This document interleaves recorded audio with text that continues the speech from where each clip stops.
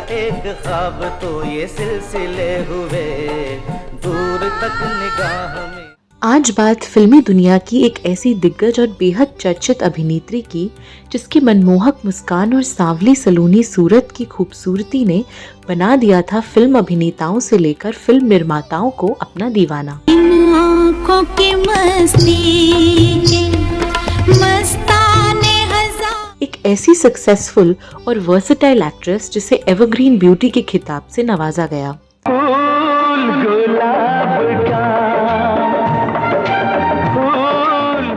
एक ऐसी अदाकारा जिसने हिंदी सिनेमा में महिला प्रधान कमर्शियल फिल्मों की शुरुआत की और एक मजबूत एक्ट्रेस के तौर पर फीमेल सुपरस्टार का दर्जा हासिल किया। तूने मरियम का दामन और सीता की गोद देखी है, दुर्गा और काली का रूप नहीं देखा। आज बात भारतीय हिंदी सिनेमा के एक ऐसे नाम की जो अपनी शानदार और दमदार अभिनय की बदौलत बन गई सबसे महंगी, चर्चित और लोकप्रिय अदाकारा जिसकी कायल पूरी दुनिया थी। सलामी इश्क मेरी जान जरा कबूल कर लो सलामी। लेकिन दोस्तों, क्यों इस अभिनेत्री को अपने बचपन के दिनों से अपने माता पिता की वजह से पीना पड़ा था आलोचना और जिल्लत का वो घूंट जिसकी वजह से पूरी तरह से बर्बाद हो गया था इस अभिनेत्री का मासूम सा बचपन।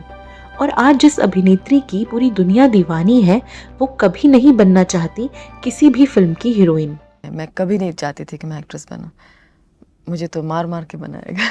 दोस्तों, ऐसा क्या हुआ कि महज 3 साल की उम्र में ही ना चाहते हुए भी इस अभिनेत्री को रखना पड़ा था चाइल्ड आर्टिस्ट के रूप में फिल्मों में कदम। मैं चाइल्ड आर्टिस्ट थी, 3 साल की उम्र से मैं काम कर रही हूँ। दोस्तों, क्या आपको पता है कि जिसे काली, मोटी और भद्दी कहकर नकार दिया गया वो लड़की कैसे आगे चलकर बन गई सिनेमा जगत की सबसे आकर्षक, सबसे स्टाइलिश और सबसे खूबसूरत हीरोइन। कैसी पहेली है ये, कैसी पहेली जिंदगानी। दोस्तों, कोई और नहीं, हम बात कर रहे हैं लाखों करोड़ों दिलों पर राज करने वाली एवरग्रीन एक्ट्रेस रेखा की। 18 बरस की तू होने को आई रे। रेखा अपने समय की सबसे खूबसूरत अभिनेत्रियों में शुमार की जाती हैं। रेखा ने जहां एक ओर अपनी खूबसूरती और दमदार अभिनय की बदौलत सबके दिलों पर खूब राज किया और वो मुकाम हासिल कर लिया जहां पहुंचना अच्छी अच्छी हीरोइन को नामुमकिन सा लगता है। लेकिन दोस्तों, क्या आपको पता है कि रेखा रियल लाइफ में जितनी सक्सेसफुल रही हैं और जितना उन्होंने नाम कमाया उसके उलट असल जिंदगी में उनकी जिंदगी बेहद तकलीफ और दर्द में गुजरती रही।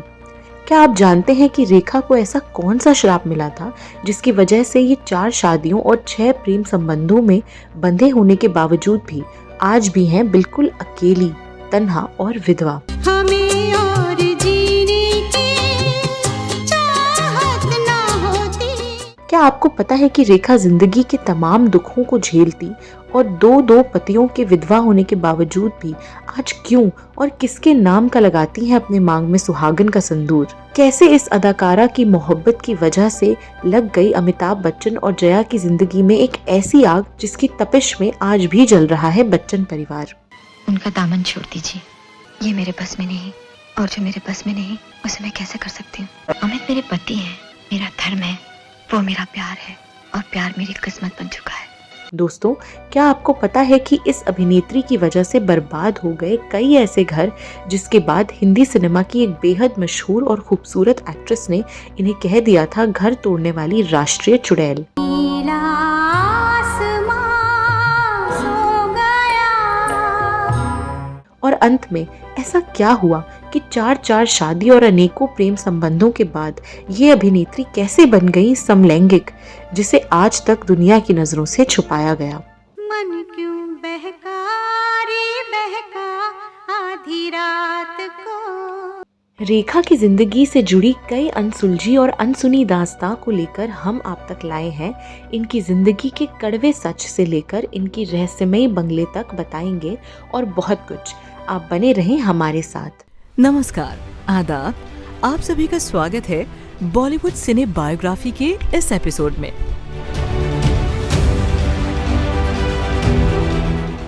नमस्कार, आदाब। दोस्तों, फिल्मों से लेकर राजनीति तक में कदम रखने वाली अभिनेत्री रेखा हमेशा एक जिंदा दिल और खूबसूरत शख्सियत के रूप में जानी गई। लेकिन अफसोस कि निजी जिंदगी में रेखा को ऐसा कुछ नसीब ना हुआ। इनकी पर्सनल लाइफ हमेशा ही विवादित, रहस्यमयी और तकलीफों से भरी रही। इन्होंने आंख खोलते ही सिर्फ दर्द और रुसवाइयां ही झेली। बचपन में ये पिता के प्यार को तरसी, नाजायज औलाद के तानों को झेला, खेलने कूदने की उम्र में काम पर लगा दी गई और फिर पूरी जिंदगी एक सच्चे साथी की तलाश में दर्द झेलती रही और अब उम्र के इस पड़ाव में भी तन्हाई और अकेलेपन की जिंदगी गुजार रही हैं। तो चलिए देर न करते हुए अब रेखा के उन अतीत के पन्नों को सिलसिलेवार तरीके से पलटने की कोशिश करते हैं, जहां से हम उनकी जिंदगी को करीब से जान पाएंगे। रेखा का जन्म 10 अक्टूबर 1954 को चेन्नई में हुआ था। ये एक ब्राह्मण थी जो आधी तमिल और आधी तेलुगु थी। इनके पिता मशहूर अभिनेता जेमिनी गणेशन और माता पुष्पवली थी। रेखा के जन्म के समय इनके माता पिता शादीशुदा नहीं थे। यहाँ तक पहले से ही उनकी पत्नी और बच्चे मौजूद थे। जाहिर है इसकी वजह से रेखा को लीगल संतान ना होने का ताना खूब झेलना पड़ा। रेखा की एक सगी बहन, एक सौतेला भाई और 5 सौतेली बहनें भी थीं। आपको बता दें कि माता पिता के संबंधों का रेखा की जिंदगी पर बहुत ज्यादा गहरा असर पड़ा। उन्हें शुरू से ही पिता का प्यार नसीब नहीं हुआ। यहाँ तक उनके पिता उनका चेहरा देखना तक पसंद नहीं करते थे। दरअसल रेखा की जिंदगी को आप तभी समझ पाएंगे जब आप उनके माता पिता के पास्ट को भी समझेंगे। तो सबसे पहले इसे जानते हैं। रेखा की माता पुष्पवली एक मशहूर साउथ एक्ट्रेस और एक तलाकशुदा महिला थी। एक फिल्म के दौरान उनकी मुलाकात अभिनेता जेमिनी गणेशन से हुई और दोनों में प्यार हो गया। दोनों एक दूसरे के साथ खूब समय बिताते थे। अब धीरे धीरे जेमिनी भी साउथ इंडस्ट्री के नए सुपरस्टार बन चुके थे। अब इस कामयाबी के बाद पुष्पवली चाहती थी कि वो जेमिनी के साथ शादी करके घर बसा लें। लेकिन यहाँ ये बात गौर करने लायक है कि जेमिनी पहले से ही शादीशुदा थे। जेमिनी ने कामयाबी पाने के लिए पुष्पवली को अपनी पत्नी का दर्जा देने से इनकार कर दिया। ये सब कुछ देखकर पुष्पवली अंदर से टूट गई और अपना सब कुछ हार गई, क्योंकि उन्होंने जेमिनी की वजह से ही फिल्म इंडस्ट्री से दूरी बना ली थी। इधर गणेशन पुष्पवली को पत्नी की तरह तो मानते थे, लेकिन दुनिया के सामने पत्नी के दर्जे को स्वीकार नहीं करते थे। अपने और गणेशन के इसी रिश्ते में पुष्पवली ने जन्म दिया भानु रेखा गणेशन को। रेखा के नाम के आगे गणेशन तो जुड़ गया, लेकिन दुनिया वालों ने इन्हें हमेशा जेमिनी गणेशन के नाजायज रिश्ते की औलाद ही कहा। उस समय तमाम न्यूज़पेपर भी इन्हीं बातों से भरे पड़े रहते थे। कुछ समय बाद पुष्पवली ने एक और संतान को जन्म दिया, जिसका नाम राधा रखा गया। 2 बेटियों के पिता बनने के बाद भी जेमिनी गणेशन ने अब भी पुष्पवली के साथ अपने रिश्ते को कोई नाम नहीं दिया। उल्टा अब उन्होंने पुष्पवली के घर भी आना जाना बंद कर दिया। इन्हीं दुख दर्द को देखते हुए रेखा भानु गणेशन भी बड़ी हो रही थी। उन्हें समझ आ गया था कि उनके पिता और भी बच्चों के बाप हैं और वो उन्हें पसंद नहीं करते। छोटी सी भानु रेखा अपनी माँ को दुख और पीड़ा में उलझा देखती तो उसे बहुत तकलीफ होती थी। उसे एहसास सताता था कि आखिर उसके पिता उसे पसंद क्यों नहीं करते हैं। इधर 2 बच्चियों की जिम्मेदारी की वजह से पुष्पवली लाचार हो गई थी और पूरी तरह से घुटनों पर आ गई थी।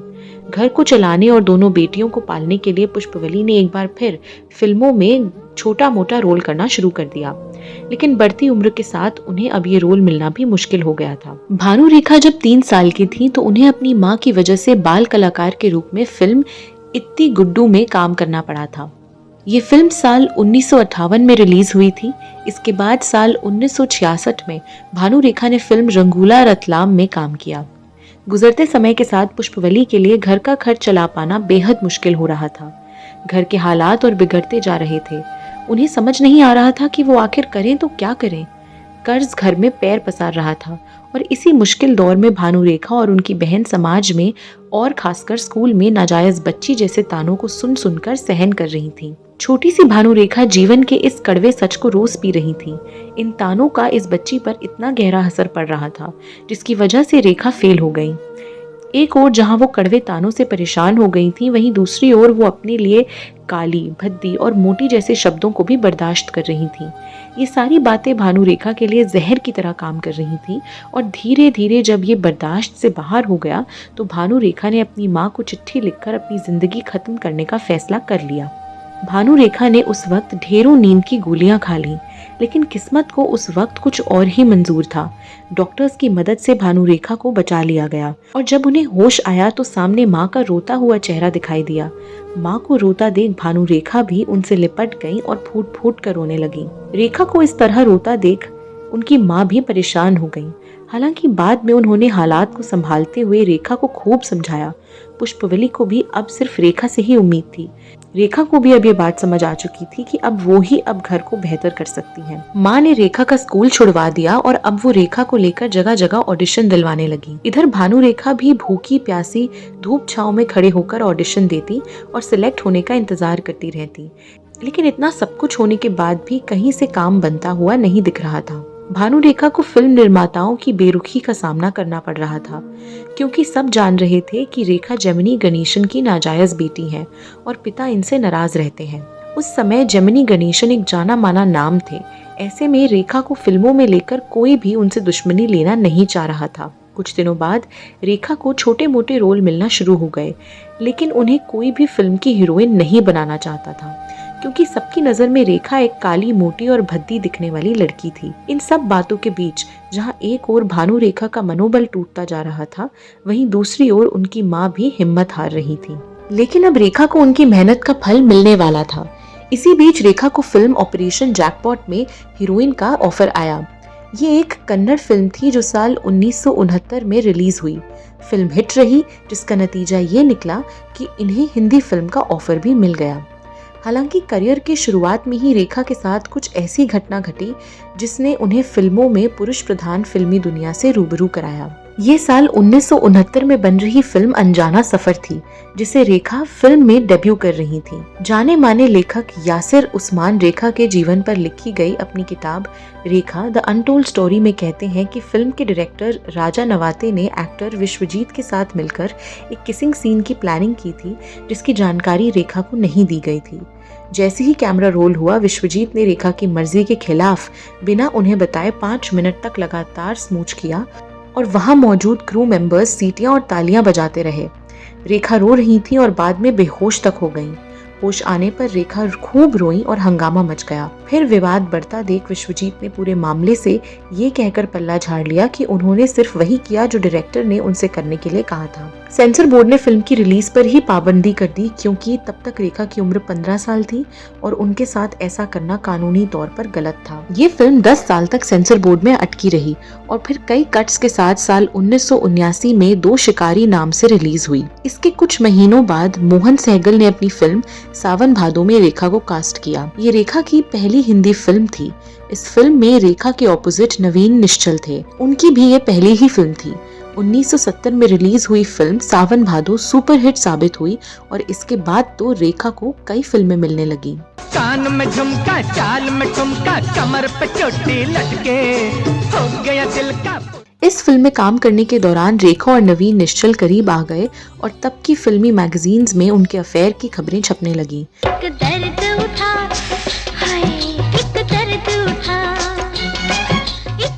लेकिन दिलफेक माने जाने वाले नवीन निश्चल का दूसरा अफेयर शुरू हो गया और मायूसी के साथ रेखा अलग हो गई। हालांकि कुछ साल बाद एक दिल आई आस्था, जिसमें रेखा ने नवीन निश्चल के साथ ऐसे इंटीमेट सीन दिए कि सब हैरान रह गए।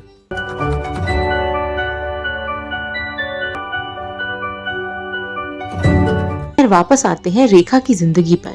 इसके बाद रेखा की जिंदगी में जिस अगले शख्स ने एंट्री की वो था एक्टर जितेंद्र। हालांकि वो पहले से ही अपनी गर्लफ्रेंड शोभा कपूर के साथ रिश्ते में थे, लेकिन शोभा तब अपनी जॉब की वजह से विदेश में ज्यादा रहती थी और जितेंद्र ने इसी का फायदा उठाया। आप अकेली, आप शादी क्यों नहीं कर लेती? मुझ जैसे लड़की से कौन करेगा शादी? क्यों क्यों नहीं करेगा? आप में किस बात की कमी है? हाँ, आपके पास सुंदरता है, अच्छा चरित्र है और कितना अच्छा दिल है आपके पास। 1972 में बीएन घोष ने इन दोनों को लेकर एक फिल्म बनाई, एक बेचारा। इस फिल्म के जरिए दोनों का प्यार और ज्यादा परवान चढ़ गया। ये फिल्म हिट रही। इसके बाद फिल्म अनोखी अदा में एक बार फिर इस जोड़ी को रिपीट किया गया। इसके बाद तो इस जोड़ी को फिल्मों के अलावा भी कई जगह स्पॉट किए जाना लगा।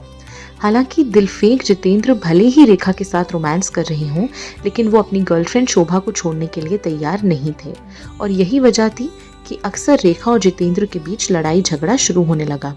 30 दिन तो क्या, 30 जन्म तक मैं तुम्हारे पास नहीं आऊंगी। Thank you. Now get out. I said get out. बात और बिगड़ गई जब फिल्म अनोखी अदा की शूटिंग के दौरान जितेंद्र ने कुछ जूनियर आर्टिस्ट के सामने कहा कि रेखा तो मेरा बेस्ट टाइम पास है। ऐसा कहकर वो शेखी बगार रहे थे, बाकी आर्टिस्ट हाके लगा रहे थे। इन सब में बड़ी बात थी कि रेखा ने जितेंद्र को ऐसा कहते हुए सुन लिया और फिर वो वहां से रोते हुए भागी और मेकअप रूम में जाकर घंटों रोती रही। शूटिंग कैंसिल हो गई, वो सेट से वापस घर चली गई और जितेंद्र की जिंदगी से भी। तुम कुछ कह नहीं सकते राम, तुम तो उस लायक भी नहीं कि मेरी तरफ आंख उठाकर देख सको। यही करना था तो 100 के कुछ नोट वही मेरी मौसी के हाथ में थमा दी होती। मेरी आंखों को सपने दिखाने की बेदर्दी तुमने क्यों की राम, क्यों की? जितेंद्र के बाद रेखा की जिंदगी में एक्टर किरण कुमार की एंट्री हुई, जो कैरेक्टर आर्टिस्ट जीवन के बेटे थे। हालांकि ये जितनी जल्दी मिले थे उतनी ही जल्दी अलग भी हो गए। रेखा का करियर अब तक एक ट्रैक पर आ चुका था, लेकिन ये घर बसाना चाहती थी। वो एक ऐसे शख्स की तलाश में थी जो उन्हें छोड़कर ना जाए और पत्नी का दर्जा देकर जिंदगी भर साथ निभाए। कोई मेरे साथ चले ना चले। कुछ फिल्मों में साथ काम करने के बाद अब इनकी जिंदगी में एंट्री हुई एक्टर विनोद मेहरा की। विनोद मेहरा पहले से ही 2 शादियां कर चुके थे और दोनों से डिवोर्स भी हो चुका था। हालांकि विनोद भी एक दिलफेक आशिक की तरह ही थे, लेकिन उनकी भोली भाली सूरत में रेखा को अपना पूरा जहां नजर आने लग गया था।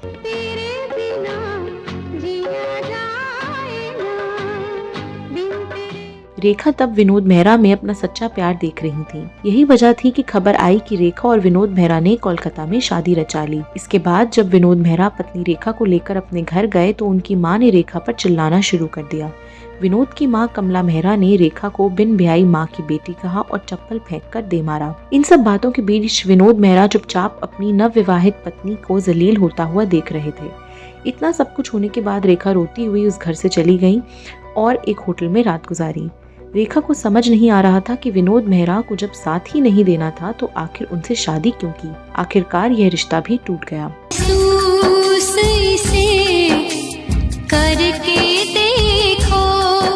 हालांकि रेखा हमेशा मीडिया में शादी से इनकार करती रही, लेकिन एक मैगजीन में इनकी शादी के बारे में सब कुछ छापा था। हालांकि बाद में ये सारे सबूत हटा दिए गए। इसके बाद सिमी ग्रेवाल के एक इंटरव्यू में रेखा ने विनोद मेहरा को सिर्फ अपना शुभचिंतक माना था। इस घटना के बाद तो रेखा का मन प्यार, शादी और भरोसे से पूरी तरह उठ गया था। उन्हें ये सभी बातें बेईमानी सी लगने लगी थी। हालांकि वक्त के आगे किसी की नहीं चलती है। रेखा जितना इन सबसे दूर जाना चाह रही थी, समय ने उनके लिए इससे भी ज्यादा कुछ सोच रखा था। जी हाँ, हम बात कर रहे हैं उस प्रेम कहानी की जिसे रेखा की जिंदगी और बॉलीवुड का अब तक का सबसे चर्चित प्रेम संबंध माना जाता है। यह रिश्ता था अमिताभ बच्चन के साथ। पहली बार देखा ऐसा जलवा हो, ऐसा तमाम धोखे खाने के बाद रेखा और अमिताभ के साथ की बातें होने लगी। ये तो नहीं पता कि ये सच्चा प्यार था या फिर टाइम पास, लेकिन रेखा और अमिताभ का नाम हर जगह एक साथ जोड़े जाने लगा।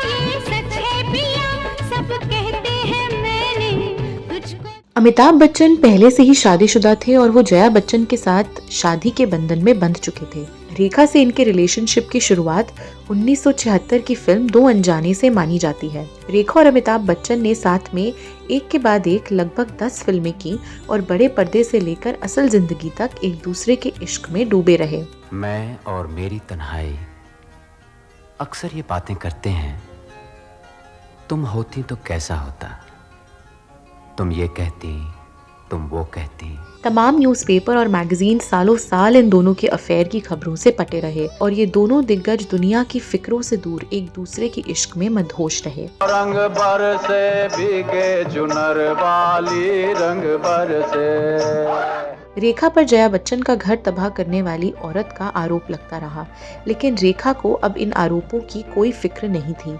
कहा जाता है कि अमिताभ और रेखा के अफेयर ने जया बच्चन को हिलाकर रख दिया था।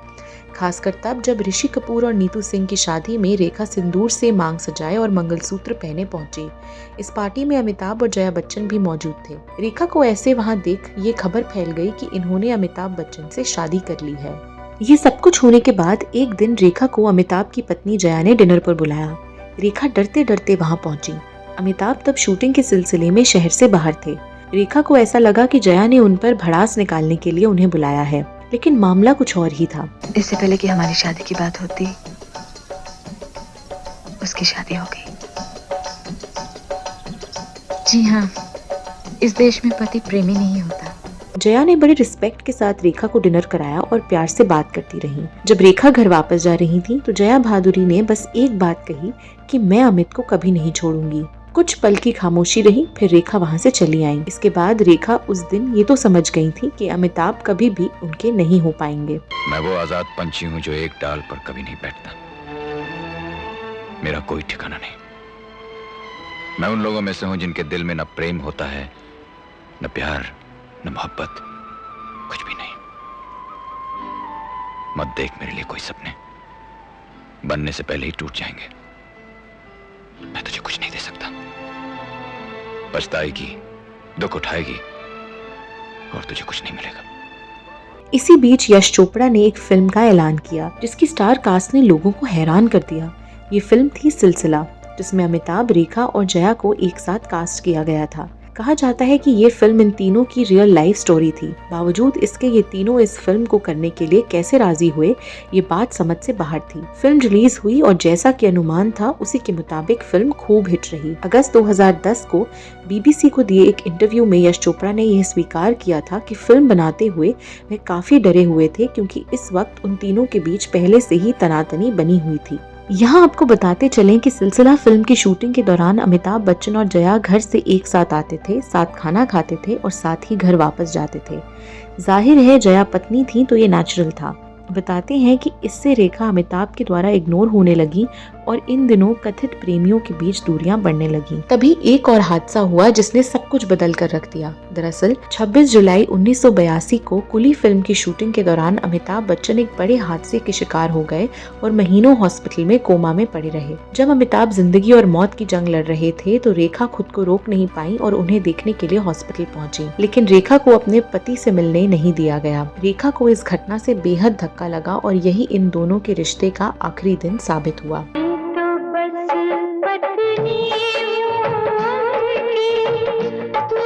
इसके 2 साल बाद 1984 में फिल्म फेयर को दिए गए थ्रोबैक इंटरव्यू में रेखा ने अमिताभ बच्चन के साथ अपने अफेयर को लेकर खुलकर बात की, जिसमें उन्होंने कहा कि उस दिन मुझे मौत मंजूर थी, बेबसी का ये एहसास मंजूर नहीं था। खैर, एक और किस्से का अंत हो चुका था। दूर हो जाने के बाद रेखा एकदम अकेली रही और उन्होंने अपने करियर पर फोकस किया। वो लगातार फिल्में करती रही और सफलता की सीढ़ियां चढ़ती गईं। कुछ मीडिया रिपोर्ट्स के मुताबिक 1986 में स्मिता पाटिल की मौत के बाद राज बब्बर ने जब घर वापसी की और पत्नी और बच्चों के पास लौटे तो पहले जैसा माहौल नहीं रहा था। इसी दौरान उनकी रेखा से करीबी बढ़ गई और दोनों एक दूसरे से अपनी परेशानियां शेयर करने लगे। धीरे धीरे जरा जरा जाने जाना।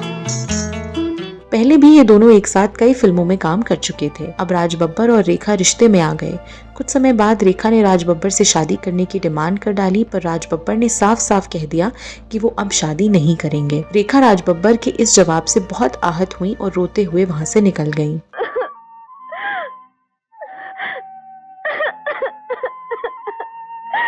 सब मुझे ऐसे समझते, सब मुझे गलत समझते। दिल टूटता रहा और रेखा आगे बढ़ती गई। इस दौरान जब रेखा का करियर भी ऊंचाइयों पर था और वो महिला प्रधान कमर्शियल फिल्मों में भी नजर आने लगी। प्यार इतना कच्चा नहीं होता आनंद, जिस्म दफना जाते हैं। प्यार नहीं, मेरी जिंदगी एक उलझा हुआ सवाल बन गई है। तभी 80 के दशक के आखिर में रेखा पर एक्टर संजय दत्त को फंसाने का आरोप लगा। हालांकि संजय दत्त कोई बच्चे नहीं थे, लेकिन उनकी मां नरगिस ने कुछ ऐसे ही आरोप लगाए। इंडस्ट्री में ये खबर बहुत तेजी से फैली कि रेखा ने संजय दत्त से गुपचुप शादी कर ली है। फिर तो गुस्साई नरगिस ने रेखा को मर्दों को फंसाने वाली डायन तक कह डाला, लेकिन फिर रेखा ने दूरी बना ली और ये रिश्ता वहीं थम गया।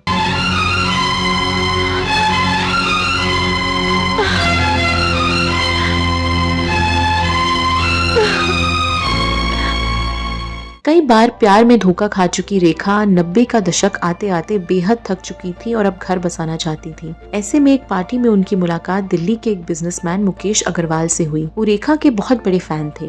कहते हैं कि पहले तो रेखा ने उनसे मिलने से कई बार इनकार किया, लेकिन फिर अचानक यह खबर आई कि उन दोनों ने शादी कर ली है। लेकिन शायद घर बसाना रेखा की किस्मत में ही नहीं था। शादी के कुछ ही महीनों बाद दोनों के बीच रिश्ते बिगड़ने लगे। तभी रेखा को पता चला कि मुकेश डिप्रेशन के शिकार हैं और शादी के पहले से ही उनका मानसिक इलाज चल रहा है। यह जानकर रेखा को गहरा धक्का लगा और उन्होंने मुकेश से दूरी बनानी शुरू कर दी। 2 अक्टूबर 1990 को एक ऐसी खबर आई जिसने तहलका मचा दिया। दरअसल मुकेश इस दुनिया से जा चुके थे। दिल्ली में उनके बेडरूम की छत, वहाँ लगे पंखे और पत्नी रेखा का दुपट्टा, सब उनकी जिंदगी के आखिरी पलों की गवाही दे रहा था। इस घटना के बाद लोगों ने रेखा को दोष देना शुरू कर दिया और उन्हें चुड़ैल तक की संज्ञा दे डाली। इस घटना के बाद लंबे समय तक बॉलीवुड लोग रेखा को कोसते रहे। इसका असर उनके करियर पर भी पड़ा। बस बस बंद करो, अब मैं और बर्दाश्त नहीं कर सकती। 1996 में रेखा के एक ऐसे अफेयर की बात सामने आई जो बेहद चौंकाने वाला रहा। तब फिल्म आई थी खिलाड़ियों का खिलाड़ी। इस दौरान रेखा का नाम खुद से उम्र में काफी छोटे अक्षय कुमार के साथ जोड़ा गया।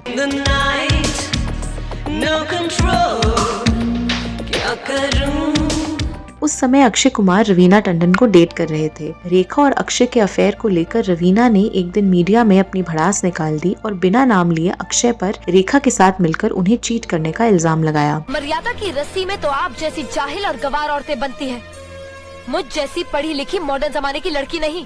फिल्मों में काम करने के दौरान रेखा और साजिद खान के साथ भी करीबी बढ़ी थी, लेकिन इसकी चर्चा इंडस्ट्री में बहुत ज्यादा नहीं हो पाई। दोस्तों, अब बात करते हैं रेखा की जिंदगी के एक ऐसे राज और एक ऐसे रिश्ते की जो आप में से कम ही लोग जानते होंगे। फेमस जर्नलिस्ट मोहनदीप ने अपनी किताब यूरेका में इस बारे में दावा करते हुए इस राज से पर्दा उठाया। किताब में लिखा गया कि रेखा लंबे समय से बांद्रा के जिस सी स्प्रिंग बंगले में रहती हैं, उसमें अंदर जाने की इजाजत किसी को भी नहीं है सिवाय एक शख्स के, जो है उनकी पर्सनल सेक्रेटरी फरजाना। किताब में यह भी दावा किया गया है कि आज तक किसी ने भी रेखा के इस पुराने रहस्यमयी बंगले के अंदर का नजारा नहीं देखा है। घर के नौकर और बाहरी हिस्से में तो लोग जा सकते हैं, लेकिन रेखा के बेडरूम में फरजाना के अलावा किसी और को जाने की इजाजत नहीं है। पुरुषों की तरह कपड़े पहने नजर आने वाली फरजाना पिछले 35 साल से रेखा के साथ जुड़ी हुई है। जर्नलिस्ट मोहनदीप लिखते हैं कि रेखा और फरजाना के बीच संबंध सामान्य नहीं है, बल्कि यह पति पत्नी जैसे संबंध है। रेखा ने साल 2000 आते आते फिल्मों में काम करना कम कर दिया। दोस्तों, रेखा की जिंदगी में कभी धूप कभी छांव आती रही। एक के बाद एक लोग उनकी जिंदगी में आते रहे और उन्हें धोखे मिलते रहे। बचपन से लेकर बड़े होने तक वो कभी भी वैसी जिंदगी नहीं जी पाई जिसकी वो हकदार थी। ऐसा लगता था मानो खुशियां चंद दिनों के लिए ही उनकी जिंदगी में कदम रखती हैं। हालांकि बावजूद इसके रेखा ने अपनी मेहनत और लगन से इंडस्ट्री में वो मुकाम हासिल किया जो बाकी की हीरोइन बस सोचती रहीं। उन्हें 3 बार फिल्म फेयर पुरस्कार, राष्ट्रीय फिल्म पुरस्कार और 2010 में भारत सरकार की ओर से पद्मश्री से नवाजा गया। ये राज्यसभा की सदस्य भी रहीं। इनकी निजी जिंदगी दुखों, अपेक्षाओं, आरोपों और विवादों से भरी रही। ये कभी अपने पिता के द्वारा ठुकराई गईं, कभी प्रेमियों के द्वारा तो कभी पति के द्वारा, लेकिन फिर भी इन्होंने अपनी शर्तों पर जिंदगी को जिया।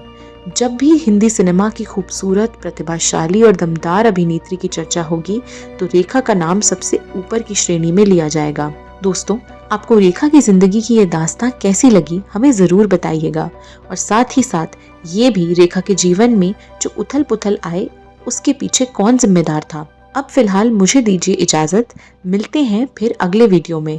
तब तक आप सब अपना बहुत ख्याल रखें। धन्यवाद।